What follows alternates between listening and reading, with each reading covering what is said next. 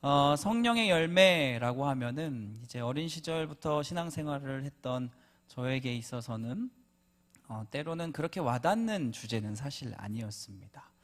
우리 성령의 열매가 어떤 것이든지 한번 말씀 다시 한번 읽어보면서 우리 함께 나아가 보도록 하겠습니다. 우리 갈라디아서 5장 22절부터 23절 말씀, 우리 성령의 열매 9가지 우리 함께 고백해 보도록 하겠습니다. 함께 읽겠습니다.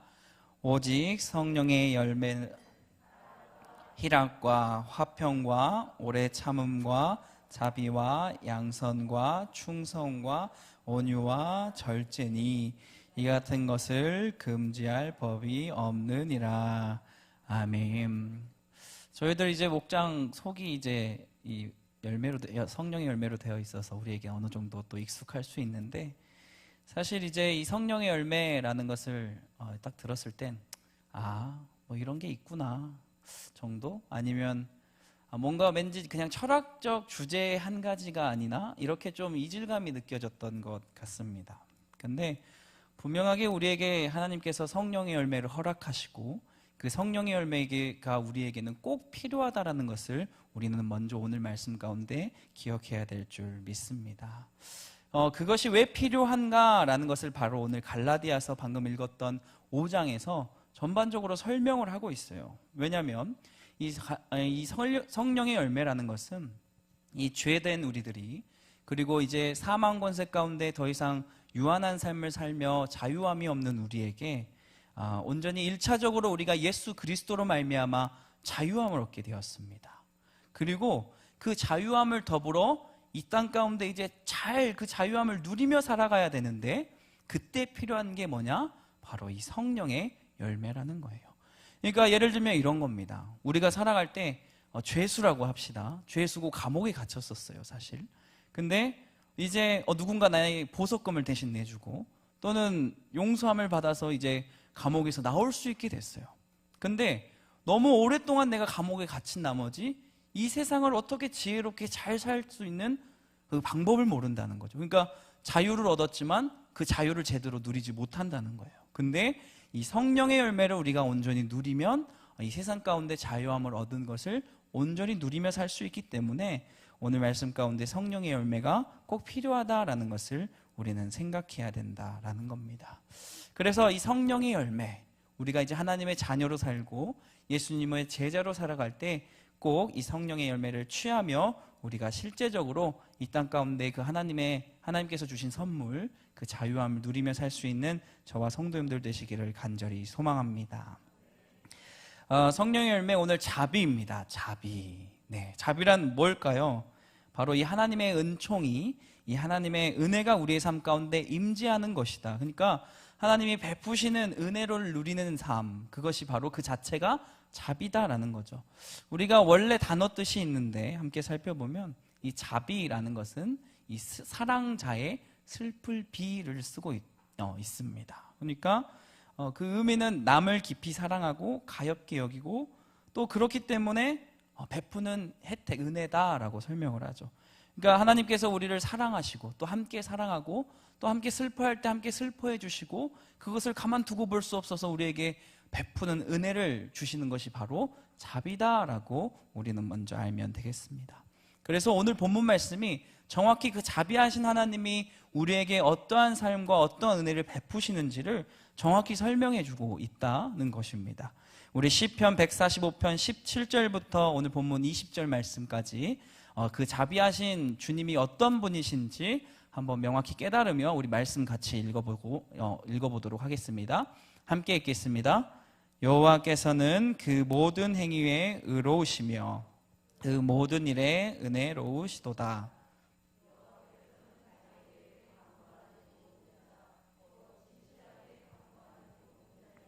가까이 하시는도다. 그는 자기를 경외하는 자들의 소원을 이루시며 그들의 부르짖음을 들으사 구원하시리로다. 여호와께서 자기를 사랑하는 자들은 다 보호하시고 악인들은 다 멸하시리로다. 아멘. 그 전지전능하시고 그 완벽한 하나님께서 우리의 삶을 조명하시고, 넌 이게 필요하지. 넌 이때 이런 삶이 원하는구나. 내가 이렇게 너와 함께 해야 되겠구나. 이 모든 세밀한 걸 다 아시고 베푸시는 은혜, 거기에 또 베푸시고 또 베푸시는 게 바로 자비다라는 겁니다. 그래서 오늘 말씀 방금 읽었던 우리 본문에서 자비의 하나님은 이렇다라고 설명하죠. 첫째, 모든 행위에 의로우시고 은혜를 베푸시는 분이다. 그리고 둘째, 그 간구하는 자에게 가까이 하시고 늘 우리와 함께하는 분이다. 그리고 자비로우신 그 주님 셋째는 그들의 소망 가운데, 기도 가운데 응답하시는 은혜를 베푸신다. 그리고 마지막 넷째는 우리를 늘 보호하셔서 괴롭히는 그 악인들과 그 힘든 것들을 늘 삶에 관여하셔서 지키시는 분이 바로 그 자비의 하나님이다라고 오늘 이야기하고 있다라는 겁니다. 그래서 우리가 성령의 열매, 특히 자비, 그 자비하신 하나님을 우리가 누리며 산다라는 것은 우리의 삶에 완벽한 인생을 살 수 있는 것이 바로 그 자비하신 하나님을 누리며 사는 것이다라는 것을 의미하고 있다라는 겁니다. 제가 이제 20대에 대학교를 가게 됩니다. 대학교를 가게 되고 이제 신학을 시작하게 되죠. 참 뭣도 모르고 열심히 기도하던 중에 이제 오게 되었습니다. 어린 시절부터 목회자가 꿈이었기 때문에 이제 목회자의 목회 길을 가기 위해 신학교에 갔는데, 사실 이 감리교회에 온 것은, 이 감리교를 만나게 된 것은 제가 20살 딱 그때 처음이었습니다. 그 전에 저희 할아버지는 순복음이셔서 순복음을 다녔고, 그리고 저는 모교를 이제 광주에서 장로교를 다녔기 때문에 감리교를 이제 처음 접했죠. 그러면서 두려운 마음이 좀 있었죠. 왜? 전혀 모르는 곳이니까. 감리교 뭐야? 공부만 했습니다. 이런 곳이래. 실제적으로 와닿는 것들이 없었죠. 그래서 이런 단어 하나로 붙들고 20대에 신학을 시작했습니다. 나는 하나님 백으로 살 거다. 그러니까 하나님 힘으로만 살 거야 라고 그 당시 당차게 고백했습니다. 사실 지금 하나님 백으로 살 거야 라고 말해보면 살짝 오그라들기는 하는데, 그래도 지금도 그 생각은 변함이 없습니다. 왜냐하면 또 이렇게 사실상 같이 온 그 신학교 친구들이나 이런 선배들을 보면 누구는 목사님, 감리교 목사님 아들이고, 누구는 이제 장로님 아들이고, 또 이렇게 같이 감리교를 다니는 부모나 이런 형제들이 있다 보니까 아무래도 그러면 이제 목회를 하는데 편하다라는 이야기를 어디서 많이 듣게 됐었어요, 제가 그 초반에. 근데 그럼에도 나는 뭐가 없으니까, 우리 모든 가족은 감리교를 다니신 분이 한 분도 안 계시거든요. 그럼에도 불구하고 그래서 하나님만 붙들어야겠다라고 그 자비로우신 하나님을 그때 붙들었던 것 같습니다. 제가 감리교에 홀로 이렇게 있는 것 같지만 그 자비하신 하나님은 살아 역사하신 줄 믿습니다. 왜요? 제가 여기 훌륭하게 목회자도 됐고, 또 이 자리에 반월중앙교회 목회자로 이렇게 딱 서 있는 거 보면 하나님 살아계신다, 자비로우신 하나님이다, 하나님 백이 최고다라는 것도 증명이 되지 않겠습니까? 부정하시는 분들은 안 듣겠습니다. 근데 제가 이 20살 때 공부를 이제 할 때 실제적으로 이 자비하신 하나님을 느껴본 적도 있었습니다. 뭐냐면 이 대학교의 수업을 처음 이제 듣게 됐는데, 이 교수님 한 분을 이제 어떤 교수님 수업을 듣게 됐죠. 근데 이 교수님 수업을 듣기 전에 선배들이 막 많은 이야기들을 해주는 겁니다. 이 교수는 어떻다, 저기서 어떻다, 막 이렇게 이야기해 주는데, 하필 이 교수님은 어떤 분이셨냐? 이런 이야기가, 이게 실제인지 사실인지 사실 무근이지만 어찌됐든 이야기 들은 바로는 이 교수님은 좀 백이 있어야 점수가 잘 나와, 이런 얘기를 해주는 겁니다. 그러니까 좀 식사도 몇 번 할 줄 알아야 되고, 또 이 교수님하고 친해야 이 교수님의 은총으로 점수가 잘 나온다, 이거를 이제 설명을 해 주는 겁니다. 그때 제가 어떤 마음으로 살고 있었다고요? 하나님 백이면 되지 뭘, 이 마음으로 살고 있었어요. 그러니까 어떤 이 마음가짐으로 또 공부를 시작했냐면, 제가 당시 학생이었지 않습니까? 학생이었기 때문에 고민을 했죠. 하나님, 학생 신분에 가장 하나님이 좋아하시는 건 뭘까요? 이걸 고민을 했을 때 학생답게 사는 것이 가장 하나님께서 좋아하시는 거겠다라고 생각이 들었어요. 그래서 난 공부를 열심히 해야겠다, 최선을 다해야겠다, 일단 1차적으로 그걸 생각하고, 또 이제 최선을 다하면서 그 시험에 대한 결과나 성적에 대한 결과는 하나님께서 주실 거야, 이거를 이제 생각하고 있었습니다. 그러니까 하나님 힘으로 산다는 저의 입장에서 그 선배들의 말은 귀에 들어오지 않았었던 거죠. 그렇기 때문에 이제 정말 속으로 고백하면서 공부했습니다. 그래, 하나님이 역사하시면 어떻게 나오나 보자. 그래서 열심히 공부를 하고 나서 그 교수님하고 저는 아직까지도 친하지도 잘 알지도, 제가 어떤 학생인지도 모르실 겁니다. 그런데 그 수업을 A4를 받고 잘 마치게 되었습니다. 하나님의 은총과 그 하나님의 자비하심은 어떤 분야에도 어떠한 종류에도 한계가 없으심을 우리는 믿음으로 고백할 줄 믿습니다.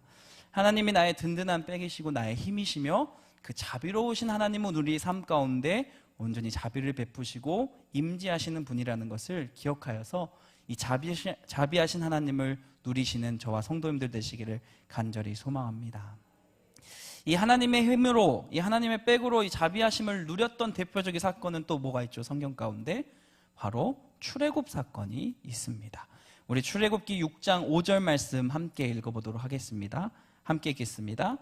이제 애굽 사람이 종으로 삼은 이스라엘 자손의 신음소리를 내가 듣고 나의 언약을 기억하노라. 아멘.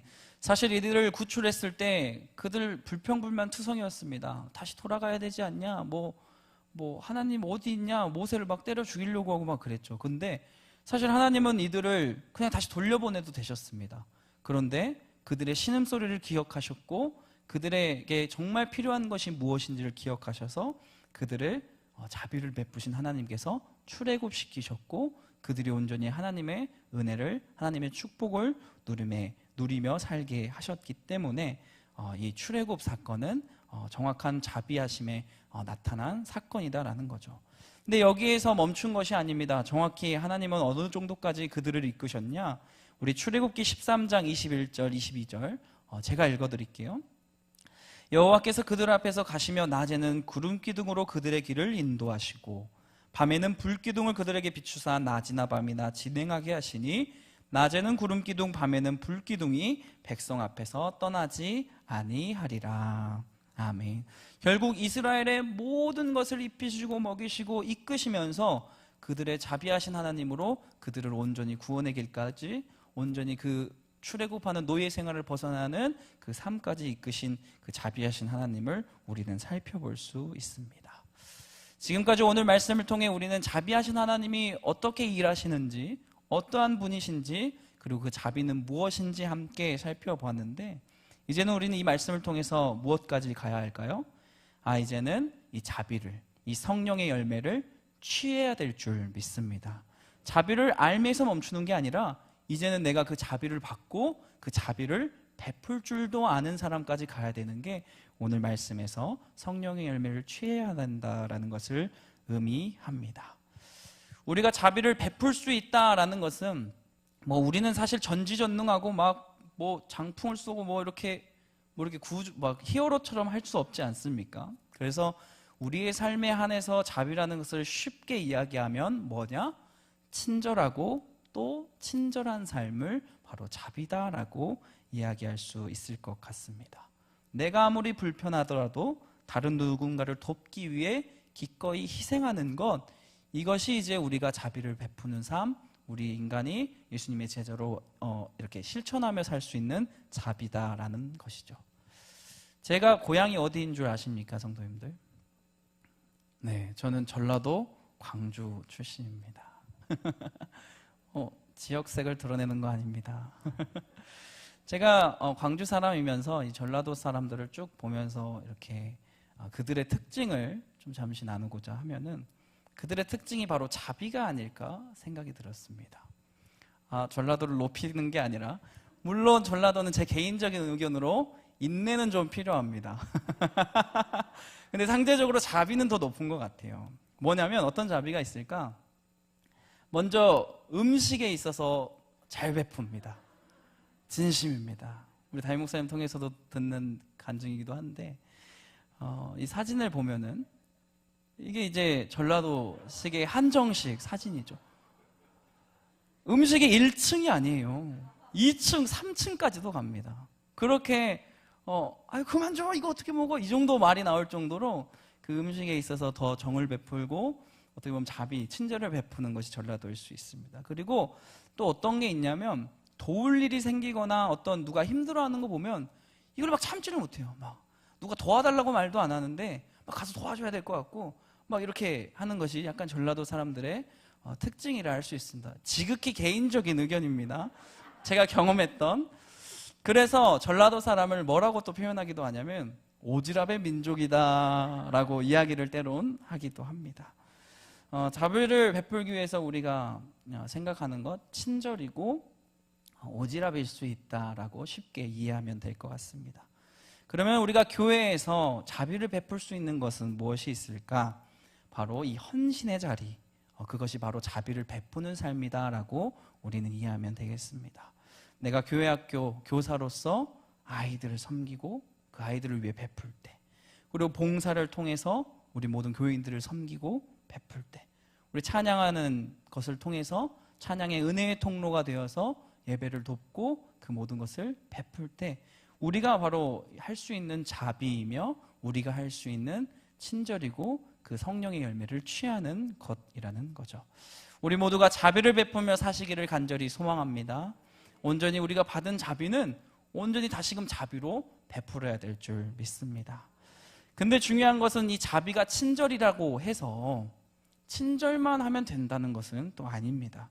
오지랖이 있다고 해서 모든 오지랖을 부려도 이게 자비라는 것은 아니라는 것입니다. 왜냐하면 이 자비, 이 친절, 이 오지랖이라고 할 수 있는 이것들은 우리의 생각과 경험과 우리의 의로, 우리의 유한한 그 한정적인 삶으로 그것들을 행하기 시작하면 그것은 율법이 될 수 있고 그것은 교만일 수 있다라는 겁니다. 오히려 자유함으로 성령의 열매로 베푸는 것이 아니라 형식에 매이게 되고 영혼을 결국 죽어가게 하는 그런 우리의 의로 할 수 있다라는 것이죠. 왜냐? 우리는 예수 그리스도가 없으면 여전히 죄인이고 유한한 삶이기 때문입니다. 그리고 그 친절에 대한, 그 오지랖에 대한 결과 역시 사실 책임질 수 있는 힘이 있는 것도 아니기 때문입니다. 우리가 진심으로 친절을 베풀지 않으면 어떡합니까? 착한 아이 컴플렉스라는 그런 증후군도 있는데 친절을 베풀다라고 생각했지만 사실 그 사람은 스트레스를 받고 있죠. 결국 집에 가서 우울하고 힘들고 내가 왜 이렇게 살아야 되나? 이게 바로 내 의와 내 힘으로 친절을 베풀었을 때 기쁨이 남는 것이 아니라 마음에 힘듦이 남아있다라는 것을 우리는 기억해야 됩니다. 또한 열심히 헌신했고 열심히 교회에서 함께했지만 결국 그 영혼은 상처받고 떠난다라고 했을 때 우리는 제대로 그 교회 가운데 헌신을, 자비를 베풀지 못하였을 결과를 불러일으킬 수 있다라는 거죠. 그렇기 때문에 우리는 이 자비가 성령의 열매다라는 것을 분명히 기억해야 됩니다. 무슨 말입니까? 분명 성령의 힘으로 말미암아 우리는 자비를 베풀어야 될 줄 알고 우리는 온전히 예수 그리스도의 뿌리를 두고 온전히 자비의 길로 나아가야 된다라는 것이 건강한 자비를 베풀 수 있는 길이다라는 것입니다. 골로새서 3장 17절과 23절 말씀은 우리에게 이 자비를 이렇게 설명하고 있습니다. 우리 두 절 말씀 함께 읽겠습니다. 시작.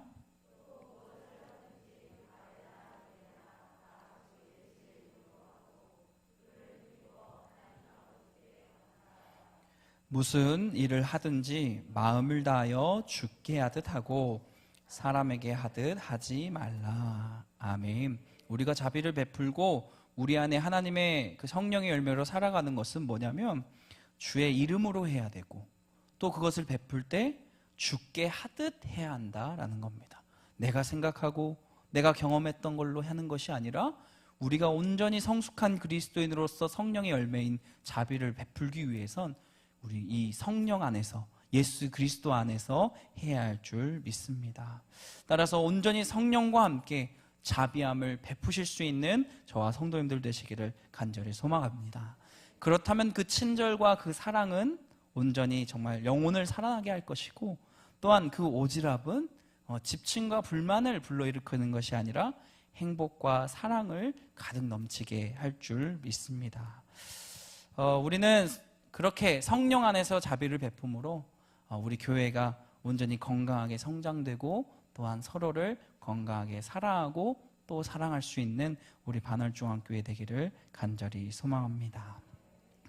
이 자비를 위하여 이제 마지막 필수로 우리가 해야 할 것만 다루고 말씀을 마무리하도록 하겠습니다. 즉 하나님이 어떠한 자에게 자비를 베푸시냐라는 거죠.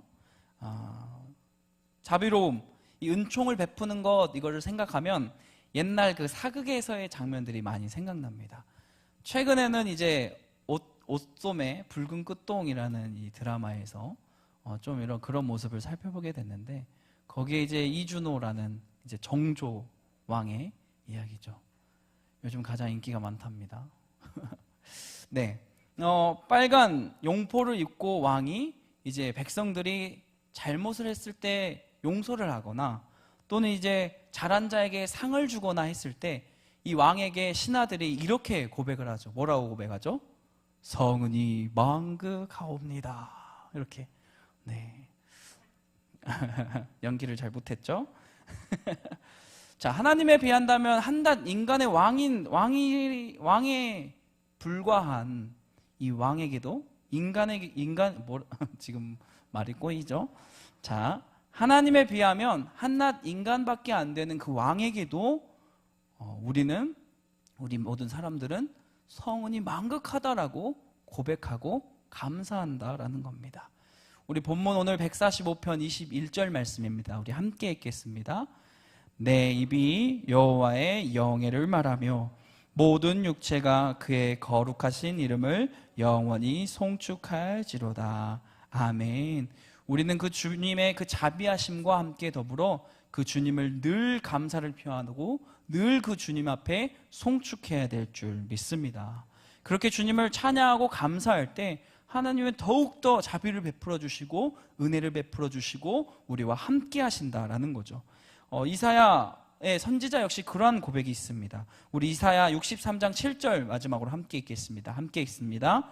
내가 여호와께서 우리에게 베푸신 모든 자비와 그의 찬송을 말하며 그의 사랑을 따라 그의 많은 자비를 따라 이스라엘 집에 베푸신 큰 은총을 말하리라. 아멘. 이스라엘에게 자비를 베푸시고 함께 은총을 베푸신 구원하신 그분께 이사야는 우리가 온전히 그것을 찬양하고 감사해야 된다라고 합니다. 그럴 때 하나님께서 어떻게 하시죠? 심판해야겠다, 너희를 멸하여야겠다라고 마음먹었던 그 마음을 돌이키시고 오히려 사랑과 축복을 부어주신다라는 겁니다. 따라서 이 하나님의 자비를 베푸신 이 원리, 온전히 그 하나님께 감사하고 하나님을 가까이 한다는 것이 얼마나 중요한지를 깨달으셔서 온전히 성령의 열매, 자비, 그리고 그 하나님의 자비하심을 누리실 수 있는 저와 성도님들 되시기를 간절히 소망합니다. 우리 그런 의미로 우리 하나님께 이렇게 다시 한번 고백해 볼까요? 성은이 망극하옵니다. 왜 크게 해보시죠. 시작. 성은이 망극하옵니다. 우리가 이걸 하나님께 고백해야 될 줄 믿습니다. 말씀을 마무리하도록 하겠습니다. 오늘 많은 것들을 나눴습니다. 자비에 대해서. 근데 다른 것 다 기억 안 나셔도 말씀의 결론은 딱 하나입니다. 우리가 자비를 알려면 오직 예수 그리스도만 알면 될 줄 믿습니다. 우리는 하나님의 자비하심으로 이 땅을 살아갑니다. 그리고 그 자비하심의 가장 큰 결과가 뭐죠? 바로 예수 그리스도입니다. 지금 우리는 사순절의 기간을 쭉 걷고 있습니다. 이 사순절 무엇입니까?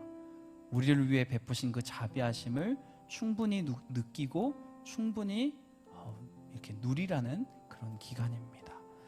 예수 그리스도의 희생으로 말미암아 우리는 생명을 얻었고, 그리고 그 예수 그리스도의 몸소 실천하신 그 가르침을 따라 우리는 자비가 어떤 것인지 배우며 살아가게 됩니다. 따라서 온전히 사순절의 기간 예수 그리스도의 그 자비하심을 기억하셔서 온전히 하나님께서 우리에게 정말 그 자비를 베푸시는 걸 원하신다라는 것도 기억하시고, 그리고 예수 그리스도처럼 우리는 그 자비를 또한 베풀며 살아가야 된다. 온전히 그 자비 하나님을 찬양하고 경배하며 살아가야 된다라는 것을 기억해야 될 줄 믿습니다. 자비, 또 다른 이름으로 그것은 친절이라 할 수 있습니다. 그리고 그것은 또 다른 이름으로 헌신이며 다른 이름으론 전도와 선교 그리고 봉사라고 표현할 수 있습니다. 온전히 그 하나님의 자비하심을 기억하셔서 이를 누리고 베푸실 수 있는 우리 모두가 되길 간절히 소망합니다.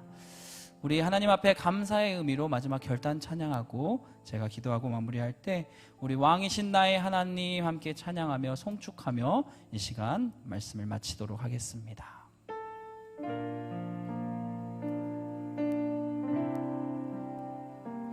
우리 감사한 마음을 담아 고백합시다. 왕이신 나의 하나님, 왕이신 나의 하나님, 내가 주를 높이고 내가 주를 높이고 영원히 주의 이름을 영원히 주의 이름을 송축하리다 송축하리. 우리 다시 한번 우리 앞으로를 이끄실 그 주님을 기대하며 왕이신 나의 하나님, 내가 주를 높이고 내가 주를 높이고 영원히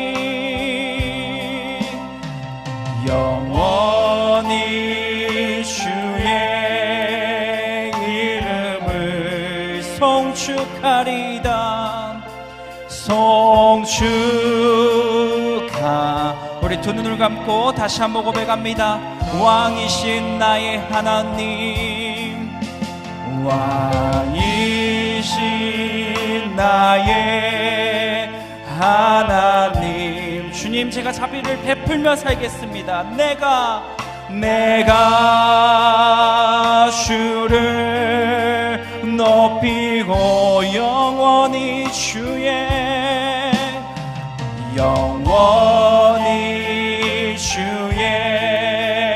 이름을 송축. 우리 다시 한번 자비를 이제 베푸시라는 그 귀한 마음으로 다시 한번 고백합시다. 왕이신 나의 하나님, 왕이신 나의 주님, 주님을 송축합니다. 내가 주를 높이고 내가 주를 그리하여 주님 우리 가정과 모두 사업 가운데 임재하여 주시옵소서. 영원히 주의 이름을 송축. 우리 마지막으로 다시 한번 그 하나님께 이제 온전히 감사함으로 다시 한번 고백하겠습니다. 왕이신 나의 하나님, 왕이신 나의 하나. 주님, 이 시간 우리가 주님만을 높입니다. 내가 주를 높이고 아멘. 영원히 주의 이름을 송축하리다 송축하리이다.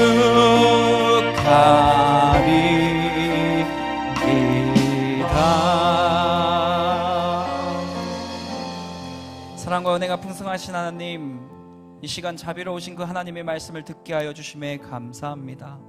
이전에 우리의 삶 가운데도 늘 은혜를 베푸시는 그 자비가 가득하였으며 앞으로 말씀을 붙들고 살 우리의 삶 가운데도 늘 자비하신 하나님이 임재하실 줄 믿습니다. 주님, 우리의 가정 가운데 임재하여 주시옵시고 우리의 삶의 모든 사업과 생업과 우리의 삶을 견뎌내는 모든 것들 가운데 하나님의 자비와 은혜를 베풀어 주시옵소서. 주님, 그로 인하여 우리가 자비하심에 감사함을 느끼고 늘 주님을 송축하며 살게 하여 주시옵시고 또한 그 주님 앞에 자비함을 또한 베풀며 살아갈 수 있는 넉넉함을 허락하여 주시옵소서. 이 시간 주님 한 분만을 간구하며 나아갑니다. 주님, 우리 교회가 자비를 알아 온전히 함께 웃을 수 있을 때 함께 웃게 하여 주시옵시고, 또한 함께 슬프고 눈물이 날 때 함께 울며 그 마음을 알아 서로가 사랑을 나누는 온전한 바늘중앙교회 믿음의 공동체가 될 수 있도록 또한 은혜를 허락하여 주시옵소서. 이 시간 주님 한 분만을 간구하며 고백하며 나아갑니다. 온전히 우리의 모든 삶 가운데 자비를 베풀어 주시옵소서. 감사하며 사랑이 많으신 예수님의 이름으로 기도하옵나이다. 아멘.